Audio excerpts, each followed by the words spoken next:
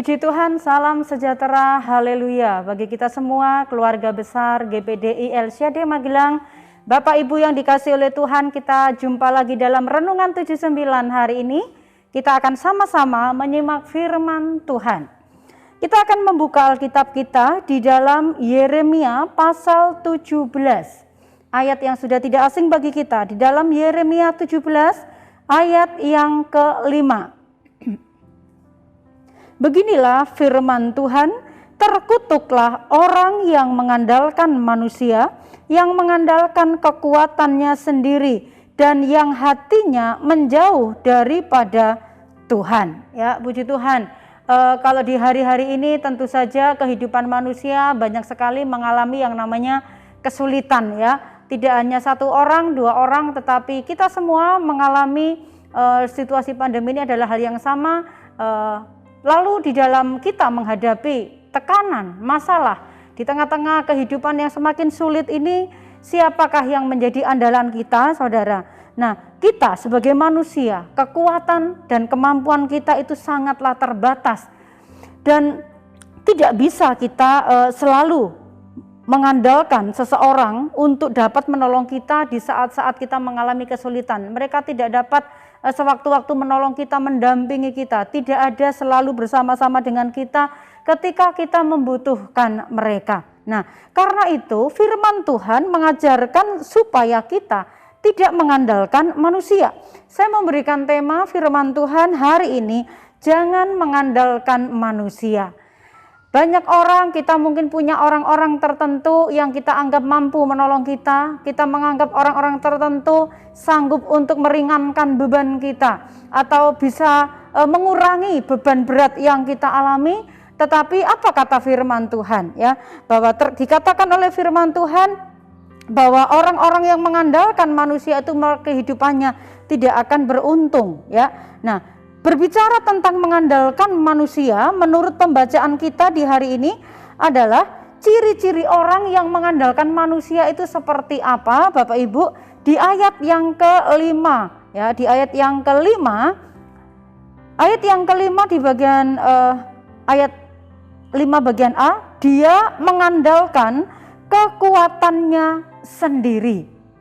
Ada beberapa orang, ya, ada beberapa orang mengandalkan kekuatan sendiri dengan cara sendiri, mencari jalan keluar sendiri tanpa mengikut sertakan Tuhan, bahkan tidak lagi mengutamakan Tuhan saat menghadapi masalah. Bahkan dengan cara-cara sendiri ini dia menyimpang dari cara-caranya Tuhan.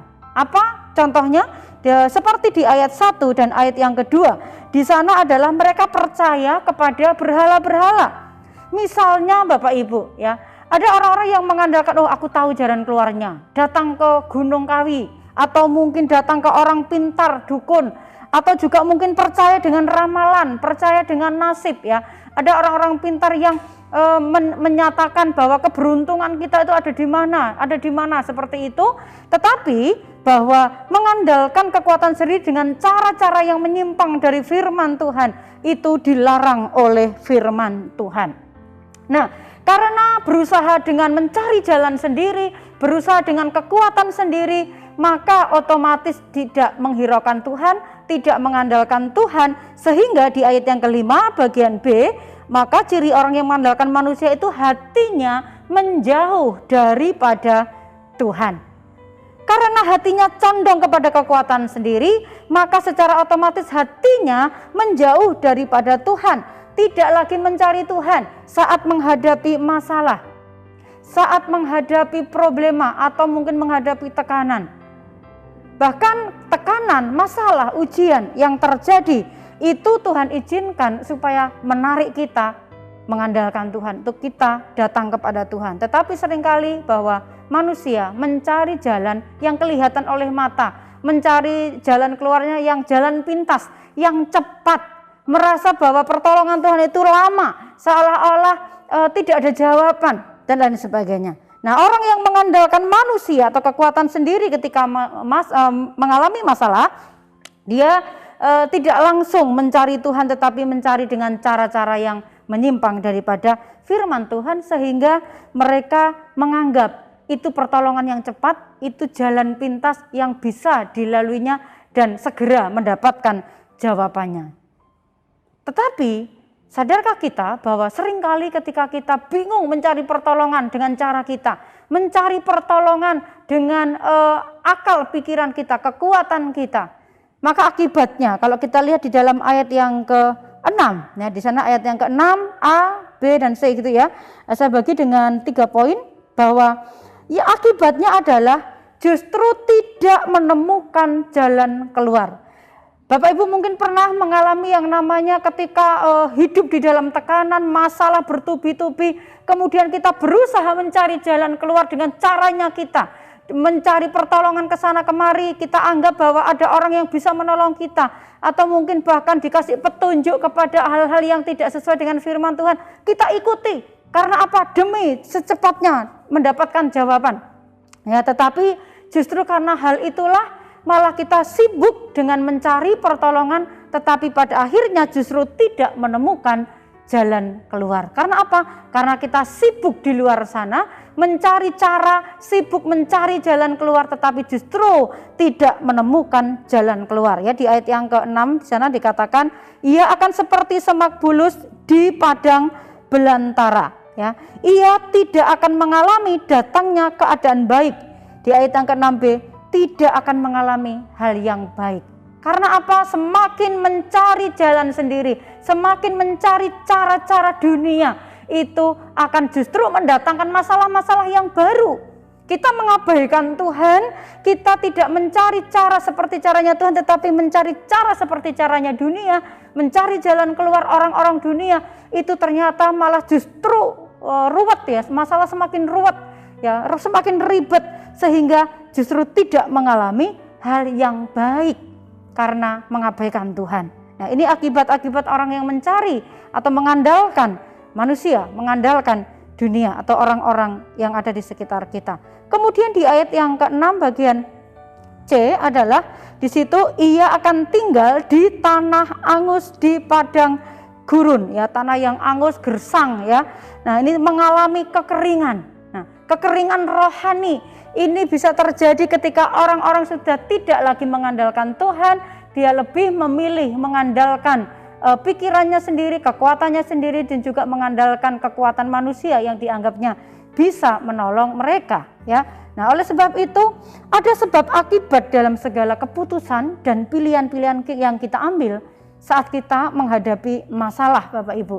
Oleh karena itu, apa yang dikatakan firman Tuhan, saat kita menghadapi masalah, janganlah kita memakai akal pikiran kita, jangan kita mengandalkan kekuatan kita, tetapi saat kita mengandalkan manusia, mengandalkan kekuatan, Tuhan lepas tangan. Tapi kalau kita mengandalkan Tuhan, Tuhan pasti akan campur tangan dalam hidup kita. Oleh karena itu, apa yang harus kita lakukan? Di ayat yang ke-7 ya. Di ayat yang ke-7 adalah diberkatilah orang yang mengandalkan Tuhan. Karena saudara bahwa orang yang mengandalkan manusia itu akibatnya adalah terkutuk ya. Dikatakan firman Tuhan, terkutuk orang yang mengandalkan manusia. Tetapi orang yang mengandalkan Tuhan, yang harus kita lakukan, orang yang mengandalkan Tuhan itu mengalami hal-hal yang luar biasa ya. Nah, di ayat yang ke-7 ada yang harus kita lakukan, mengandalkan Tuhan. Karena orang yang mengandalkan Tuhan itu pasti tidak akan kecewa. Tuhan tidak mengecewakan. Lalu tetap di ayat yang ke-7 yang kita lakukan, mengandalkan Tuhan, kemudian kita juga berharap kepada Tuhan. Bagaimana berharap kepada Tuhan? Berharap dengan kita menantikan jawaban-jawaban dari Tuhan. Bagaimana caranya kita mengandalkan Tuhan, berharap kepada Tuhan saat kita menghadapi masalah? Maka kita harus berseru kepada Tuhan lewat doa-doa kita. Percaya bahwa doa itu menjadi saluran hubungan kita dengan Tuhan langsung ya.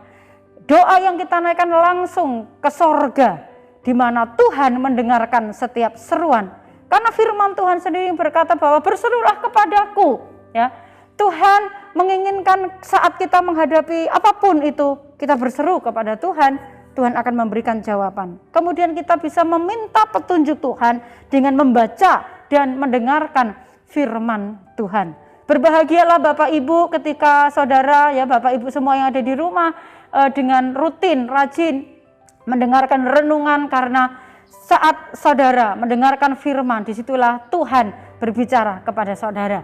Tuhan memberikan petunjuk-petunjuk lewat firman-Nya, dan doa-doa yang Bapak Ibu naikkan kepada Tuhan itu didengar oleh Tuhan.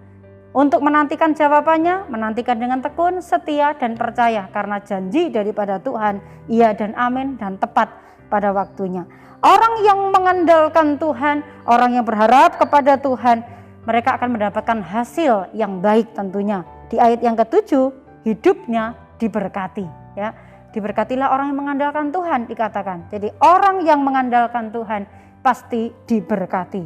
Di ayat yang ke-8, hasilnya apa? Hidupnya juga bisa berbuah-buah. Dikatakan, ia akan seperti pohon yang ditanam di tepi air, yang merambatkan akar-akarnya ke tepi batang air, dan yang tidak mengalami datangnya panas terik, yang daunnya tetap hijau, yang tidak khawatir dalam tahun kering, dan yang tidak berhenti menghasilkan buah. Luar biasa. Orang yang mengandalkan Tuhan hidupnya diberkati, dan orang yang mengandalkan Tuhan hidupnya juga akan berbuah-buah, ya. Berbuah-buah, hidup secara ke dalam, untuk diri kita sendiri kita diberkati, untuk keluarnya kita juga menjadi berkat bagi orang lain. Kesimpulannya, janganlah kita mengandalkan manusia, karena ketika kita mengandalkan manusia pasti mengecewakan. Mari kita tetap mengandalkan Tuhan supaya hidup kita tetap diberkati dan menjadi berkat bagi banyak orang. Puji Tuhan Bapak Ibu, mari kehidupan kita, hidup kekristenan kita, kiranya hidup yang senantiasa mengandalkan Tuhan, tidak mengandalkan manusia. Karena di hari-hari ini kalau kita mengandalkan manusia, tidak ada seorang pun yang sanggup menolong kita. Tetapi Tuhan, Dia sanggup menolong kita di luar pikiran kita, di luar jangkauan-jangkauan pemikiran kita. Karena Dia Allah yang lebih besar, Allah yang berkuasa dan berdaulat atas hidup kita, sanggup menolong kita. Kita bersyukur kepada Tuhan atas setiap firman yang kita dengar hari ini, dan kita percaya hanya kekuatan firman itulah yang menjadikan kita senantiasa mengalami hidup di dalam berkat-berkat-Nya Tuhan. Tuhan memberkati. Mari kita akan sama-sama terima firman Tuhan ini dengan ucapan syukur. Kita tundukkan kepala, kita akan berdoa. Tuhan Yesus, terima kasih, kami bersyukur sebab Engkau yang sudah memberkati kami. Kami hidup sampai saat ini semua karena berkat dan kemurahan Tuhan. Oleh sebab itu Tuhan, biarlah kami senantiasa mensyukuri setiap kebenaran firman Tuhan yang Engkau berikan kepada kami. Ajarkan kami untuk senantiasa mengandalkan Tuhan, tidak mengandalkan manusia. Karena Engkau yang berkuasa atas hidup kami, Engkau yang berdaulat atas hidup kami, Engkau yang bertanggung jawab atas kehidupan kami. Berkati umat-umat-Mu, keluarga besar GPDI LCD Magelang, untuk mereka semua juga boleh belajar, berharap, bersandar, dan hanya mengandalkan Tuhan saja. Kiranya Tuhan menjawab keluarga besar GPDI LCD Magelang pada waktu kesesakan. Kiranya nama Allah membentengi keluarga besar GPDI LCD Magelang. Kiranya dikirimkannya bantuan kepada keluarga besar GPDI LCD Magelang dari tempat kudus, dan disokongnya keluarga GPDI LCD Magelang dari Sion. Terima kasih, berkat-Mu atas umat-umat-Mu melimpah dan nyata dalam setiap kehidupan kami semua. Kami terima firman Tuhan dengan ucapan syukur di dalam nama Tuhan Yesus Kristus. Haleluya. Amin.